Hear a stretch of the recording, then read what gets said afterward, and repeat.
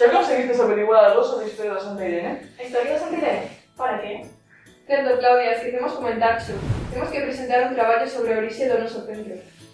Xusto agora, con todo o que temos que estudar. Cando ten máis o plazo? Actividade, temos tempo agora. Pois eu conseguín averiguar que a primeira localización do Santa Irene foi na Escola de Artes e Oficios, ainda que en realidade era onde ia o alumnado matricularse. E de que vas a falar? A miña voz todo neste centro e non lembro de ter escrito nada diso de artes e oficios. Pois mirade, eu atopei que a inicio do século XX o chamado Instituto Nacional de Ensino Secundario atopábase só en capitais de provincia, por iso Vigo, ao non ser capital, non tiña.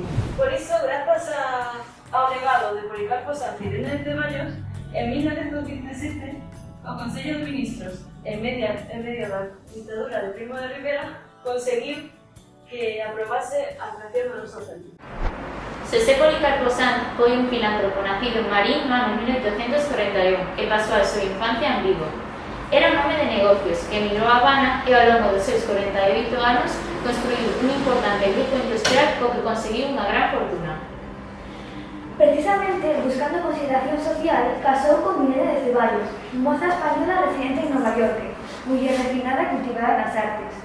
O noso filántropo morre en París no ano 1889, indicando no seu testamento que, logo do pasamento da súa muller, o que aconteceu en 1935, todo o seu patrimonio sería doado á cidade de Vigo e sería investido da seguinte forma. Unha parte do dinheiro que deixaron iría destinada á construcción dun edificio de cantería que se usaría como escola e instituto de ensinanza, que podería albergar 300 nenos ou máis.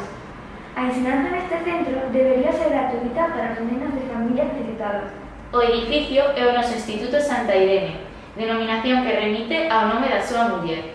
Comezou a construírse en 1941 e foi inaugurado en 1946. Pensamos nesa escola de artes e oficios? Non, aí solamente se podía matricular. As aulas foron impartidas nun edificio propiedade dos maristas, na Gareosa. O primeiro curso foi inaugurado no Teatro de Santiago Aragón. Se contaron naquela época destacan esta inauguración como unha de las sorpresas para que de vida.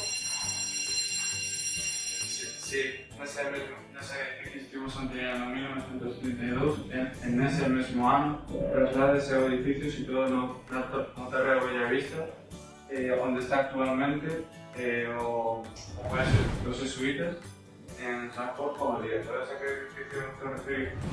Sí, claro.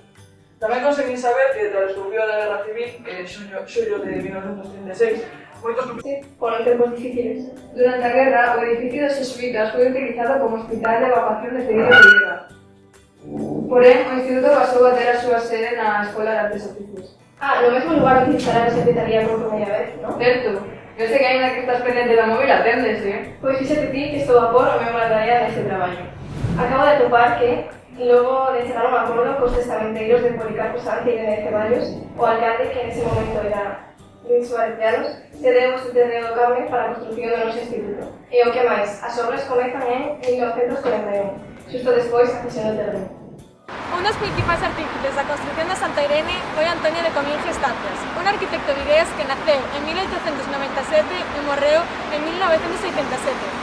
Traballou de profesor na Escola de Artes e Oficios de Vigo durante 40 anos. Foi arquitecto municipal en Vigo.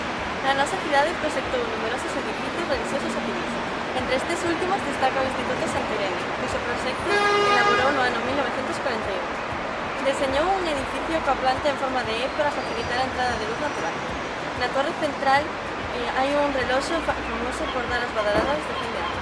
Outra das persoas imprescindibles na historia do noso instituto foi Luis Suárez Llanos, alcalde de Vigo en 2 ocasións.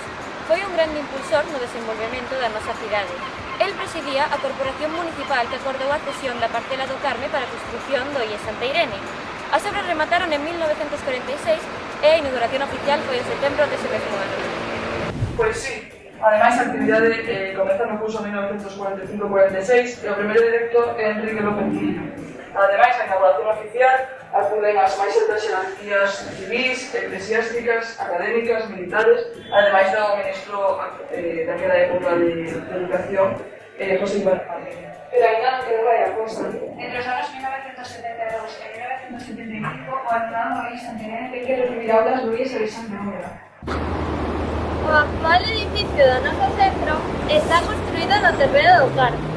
En 1941, o alcalde de Vigo, Luis Suárez Llanos, cedeu a parcela do Carme, nas Travesas, para a construción do edificio. A parcela era bastante máis grande, pero o alcalde Rafael Fontanet decidiu, en 1972, construir o pabillón das Travesas.